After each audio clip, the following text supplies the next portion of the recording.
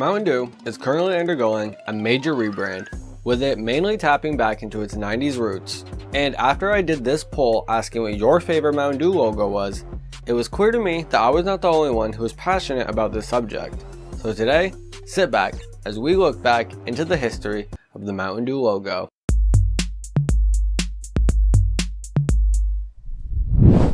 To start off, we'll need some context. Let's head back all the way to the 1940s when beverage bottlers Barney and Allie Hartman invented the original Dew formula. The whole point of inventing this product was because they were actually moonshiners.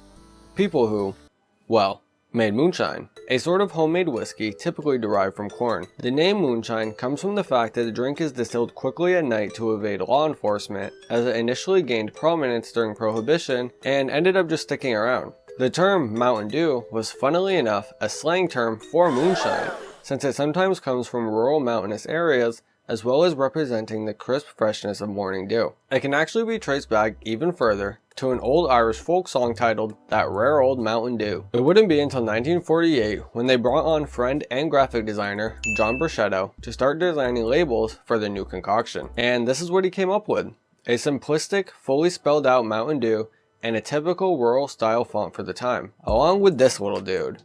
And who's that, you're wondering? Well, that's Willie the Hillbilly, silly, the little Mountain Dew mascot. And if you think a mascot is wild, this was their slogan at the time: Mountain Dew, it'll tickle your innards. How yummy. 1964 would be the year Pepsi would eventually acquire the Mountain Dew brand, as we all know, and they actually didn't make that many changes to the logo right away. I mean, they did some slight tweaks and variations to it, as big corporations do, but never enough to be noticeable. They did, however, stop using Willie the Hillbilly and that weird slogan right away, which, good. Even though bottles featuring them were sold up until the early 80s, it was due to the fact that they just had so damn many in storage. I mean, the founders were literal bottle manufacturers, so I'm sure they had quite the backstock. It would be 5 years later in 1969 when Pepsi would finally start the first rebranding for Mountain Dew, meaning the original logo was in use for 21 years. Just old enough to try some moonshine. Pepsi at this point wanted to totally shift the focus of Mountain Dew branding to align with a more young, outdoorsy demographic. Yes, Mountain Dew is a soda marketed for active people, which is why it has so much caffeine if you've ever wondered. This new era would lay the foundation for future logos though. For starters, we have the word mountain noticeably above the word Dew, as well as it having the iconic red and white offset. The M also sort of resembles a mountain.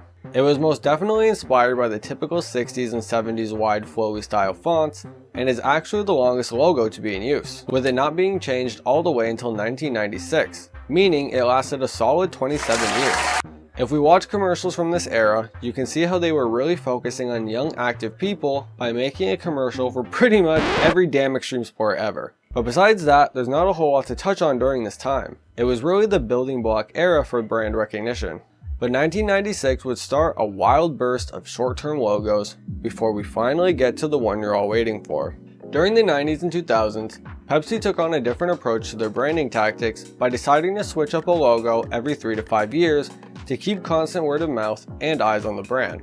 Whether that tactic worked or not, I can't tell you. But what I can tell you is between 1996 and 2009, they went through 3 different logos.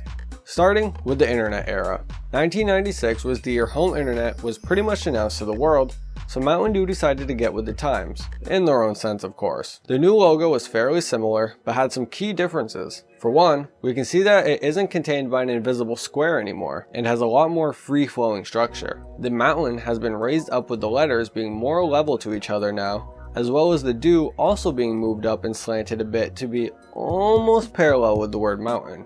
A more subtle difference is the color of the green, with it shifting from a bright grass green to a more dark forest green, but overall it still evokes the previous logo. Like I said though, this was only around for 3 years, and in 1999 we would already get a new logo. This time it was a huge difference and is definitely inspired by modern times. This new logo was a massive shift from its predecessors and marked the new tech gamer era Mountain Dew was entering. Yeah, look at this one. Pretty slick if you ask me. This will be the first variation of the logo where the red actually extends past the green of the mountain. We can also see the green was reverted back to that more bright grass hue. And obviously, I don't have to tell you, that they went in totally different typeface for this new era. I mean, look at the difference in these fonts. The new one is sleek, clean, almost electrified in a way. The M is still larger than the rest of the word mountain and is actually what they use for the W in do, just flipped. The M also still manages to give off a mountainous feel to it, with it towering over the other letters, kind of resembling a slope. This one would last a whopping 6 years, not terrible, before being replaced yet again for this boy. And they definitely turned up the electro vibe on this one, with it noticeably having a sort of lightning yellow bordering around it. They took the outline off the letters though, which got rid of that sleekness it just had, and added a sort of fisheye effect centered in the middle of it instead, which in turn gives it this weird warp sort of look to it. Very 2000s if I do say so myself. And while this logo would only last 4 years in the US, it actually became relatively popular worldwide, with it being used in a lot of other countries for over a decade. But, ladies and gents, in 2009, we would get it. The gorgeous graphical genius of a logo.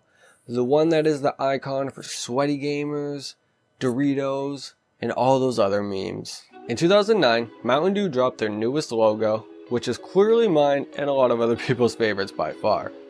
Is that age or nostalgia bias? Yeah, probably. But let me make my case here. I mean, just look at this logo. I mean, it is just truly awesome. And I don't care how lame or corny that sounds saying it.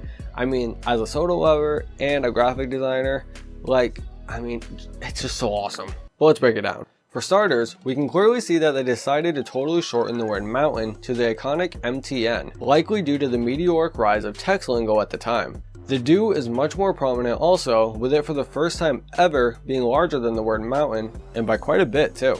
They didn't totally forget their roots here though, because this logo would actually use the darker forest green from the 1996 to 1999 logo. And let's talk about the layers on this thing. It was sporting a white background, neon bright green border, and a dark green shadow, which really just made it pop to the eye. The font sizes are the same too with each specific word, whereas before the M in mountain was usually bigger or the W in do, now each word in and of itself is in a nice uniform line. This would also be the first logo where the mountain would change colors with the can, while the do and white backing would always stay consistent.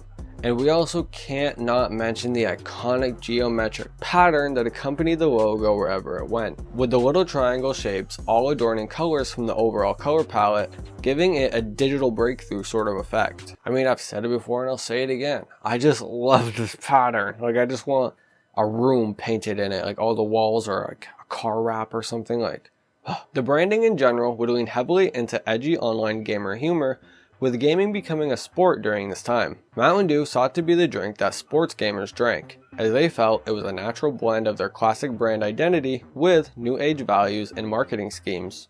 There was one slight variation Pepsi made to the logo in 2017, which pretty much just added yet another border around it in pure black.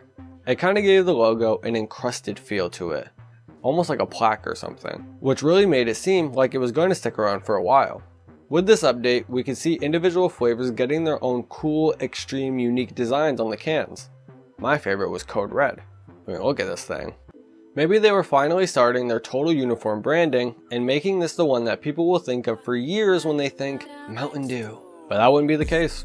And in 2025, as we know, Mountain Dew is unveiling a new logo and overall brand image, with it going heavily back into that bright outdoorsy aesthetic. The new logo takes a lot of inspiration from the first 1996 logo, with it being pretty much just a revamped version. They made sure to keep this one outlined though in a thin black lining and keep the classic white backing, and brought back that greenish yellow bordering around the whole logo, resembling the color of the original Mountain Dew. The NT and the A in Mountain are all connected through their top line, and the dot on the I is a leaf for some reason.